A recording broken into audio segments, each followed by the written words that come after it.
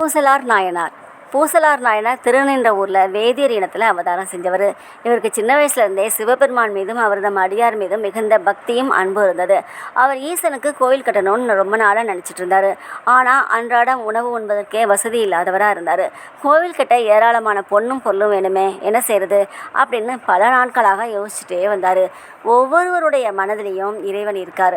அதனால என் மனதில் இருக்கக்கூடிய இறைவனுக்கு நான் கோவில் கட்டுவேன் அப்படின்னு மனதிலேயே நினச்சிட்டு இருந்தார்.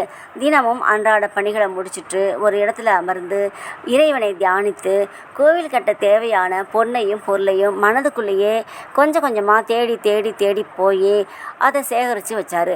அதுக்கப்புறம் மணல், ஜல்லி, கற்கள், மரம், சுண்ணாம்பு போன்ற பொருள்களையும் கொஞ்சம் கொஞ்சமாக சேகரித்து தேவையான பொருள்கள் கிடைச்சதும் தச்சர், கொத்தனார், சிற்பி போன்ற பணியாட்களை அமர்த்துறதுக்கு அவங்களையும் தேடி தேடி போய் அவங்களையும் அழைச்சிட்டு வந்தாச்சு. அப்புறம் கோவில் கட்டுறதுக்கு முன்னாடி வாஸ்து நாள் பார்த்து அந்த நல்ல நாளில் கடைக்காலும் போட்டாச்சு. இரவு ஒரு நாள் கூட தூங்காமல் அஸ்திவாரத்திலேருந்து விமானம் கட்டுற வரைக்கும் ஒவ்வொரு நாளும் யோசித்து வெளிமண்டபம், உள்மண்டபம், அர்த்த மண்டபம், பலிபீடம், குளம், நந்தவனம், சுற்றுச்சுவர், அதுக்கப்புறம் சின்ன சின்ன தேவதைகள்லாம் தங்குறதுக்கான சன்னதிகள் இதெல்லாம் கட்டி முடிக்கிறாரு. நிஜமாக ஒரு கோவில் கட்டுறதுக்கு எத்தனை வருஷம் ஆகுமோ அதே போல் இவர் மனதில் கட்டுற கோவிலுக்கும் பல வருடங்கள் ஆகுது. இப்படி இருக்கும்போது கருவறையும் கட்டி முடிச்சாச்சு. அங்கே சிவபெருமானை அமர்த்தி கும்பாபிஷேகம் செய்யணும்.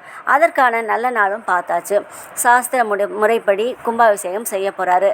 அந்த நாளில் தான் காஞ்சிபுரத்தை சேர்ந்த காடவ பெருமான்கிற அரசரும் நிஜமாகவே ஒரு கற்கோவில் கட்டி முடித்தார். பூசலார் கும்பாபிஷேகம் செய்ய நினச்ச அதே நாளில் தான் அவரும் நாள் குறிச்சிருக்காரு. அதற்கான ஏற்பாடெல்லாம் செஞ்சுட்டு அவர் போய் தூங்க ஆரம்பிச்சிட்டாரு. தூங்கின பிறகு அவருடைய கனவுல ஈசன் போய் திருநின்றவூரில் எனது பரமபக்தனான பூசலார் ஒரு கோவில் கட்டியிருக்கா, அந்த கோவிலில் போய் நான் அமர வேண்டும். அதனால் நீ உன்னுடைய கோவில் கும்பாபிஷேகத்தை ஒரு நாள் மட்டும் மாற்றி வை அப்படின்னு சொல்கிறாரு. காடவர் கோணம் விழித்து எழுந்தார். எழுந்த உடனே நான் ஒரு அரசன், நான் கட்டிய கோவிலை விட மிக பிரம்மாண்டமாக யார் கட்டியிருப்பா, அந்த பூசலார் யார், நான் அவரை பார்க்கணுமே அப்படின்னு சொல்லிட்டு தன்னுடைய படைபலத்தோடு போகிறாரு அந்த ஊருக்கு. அங்கே போய் பார்த்தா எந்த ஒரு விழா கோலமும் இல்லாமல் சாதாரணமாக இருக்க அந்த ஊர். அந்த கோவில் பழைய கோவிலாக இருக்குது.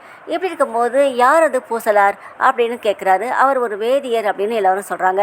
நான் அழைச்சிட்டு வரட்டுமா அப்படின்னு காவலர்கள் கேட்குறாங்க. வேண்டாம் வேண்டாம், நானே போய் பார்க்குறது தான் நல்லது. ஈசனுக்கு மிகவும் சிறந்த பக்தன் அவர், அதனால் நானும் போய் பார்க்குறது தான் மரியாதை அப்படின்னு சொல்லிட்டு போகிறாரு. இதனுடைய தொடர்ச்சி அடுத்த பகுதியில்.